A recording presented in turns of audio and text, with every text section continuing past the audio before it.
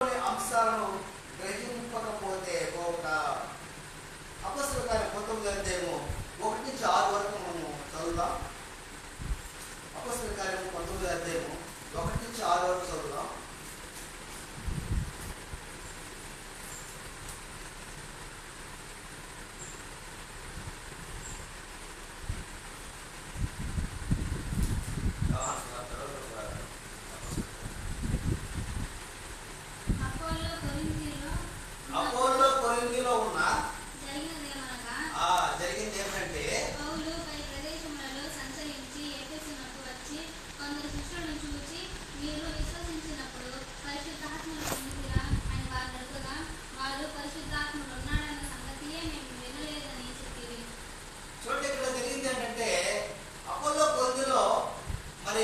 పౌలు మాట్లాడుతూ అక్కడ ఉపదేశం చేస్తున్నాడు. అయితే అక్కడ పరిశుద్ధాత్మ గురించి మీకు తెలుసా అనేటువంటి విషయాన్ని అక్కడ అడుగుతున్నాడు.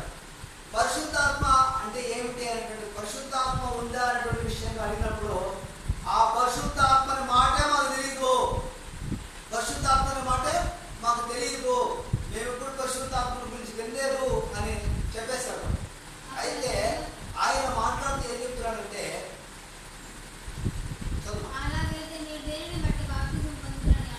అలాగైతే మీరు దేనిని బట్టి బాప్తిసం పొందుకున్నారనేటువంటి విషయాన్ని వాళ్ళు అడిగారు.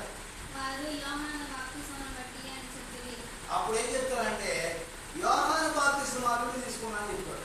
యోహాను యేసుక్రీస్తు రాక మునుపు ఆయన ఏం చెప్పాడంటే, ఆయన వస్తున్నాడు, ప్రభువైన యేసుక్రీస్తు వస్తున్నాడు, వీళ్ళందరూ మారు మనసు పొందండి, బాప్తిసం తీసుకోండి అనేటువంటి మారు మనసు బాప్తిసం ఇచ్చాడు యోహాను. అయితే నా వెనుక వచ్చేవాడు నాకంటే ప్రముఖుడు, ఆయన చెప్పుల వారు పెట్టడానికి కూడా నాకు అర్హత లేదని చెప్పేశాడు ఆయన, అరే యోహాను. కాబట్టి యేసుక్రీస్తు వచ్చిన తర్వాత మరలా ఒక మాట అన్నాడు ఆయన. ఆయన ఏమన్నాడంటే, మరి మీరు పరిశుద్ధాత్మలోను మరియు అగ్నిలోను మీరు బాప్తిస్మం పొందుదురు అని తెలియజేస్తారు. కాబట్టి యేసుక్రీస్తు తెలియజేసినటువంటి ఆ యొక్క అగ్ని బాప్తిస్మము మరియు పరిశుద్ధాత్మ బాప్తిస్మాన్ని మనం పొందుకోకపోతే యోహాను బాప్తిస్మం వల్ల మనకి ఉపయోగం ఉండదు. కాబట్టి అందుకనేసే ఆ మాటని తెలియజేస్తున్నాడు.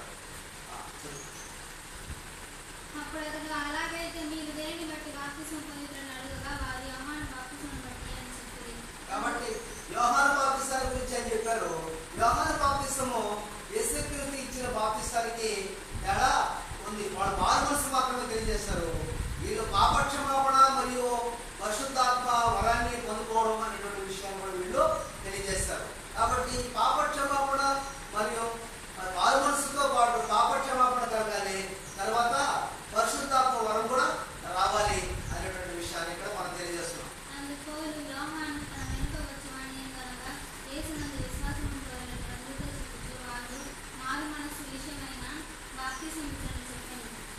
కాబట్టి అక్కడ జరిగే సందర్భం ఏమిటంటే, యేసుక్రీస్తుని గురించినటువంటి సాక్ష్యాన్ని అక్కడ ప్రకటించారు.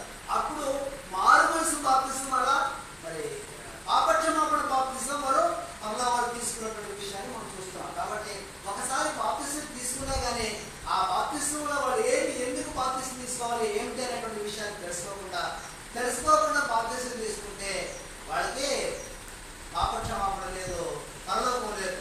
కాబట్టి దేవుని వారసులు కాలేదు. అందుకనేసే పౌలు మరలా వాళ్ళకి పరిశుద్ధాత్మ అనే విషయాల గురించి తెలియజేస్తూ మరి వారికి మరలా బాప్తిసం ఇచ్చినట్టు మనం చూస్తూ ఉన్నాం. కాబట్టి అపొస్తలుల కార్యము 2:42 కూడా మాట్లాడుతూ ఏం జరుగుతూ ఉందంటే,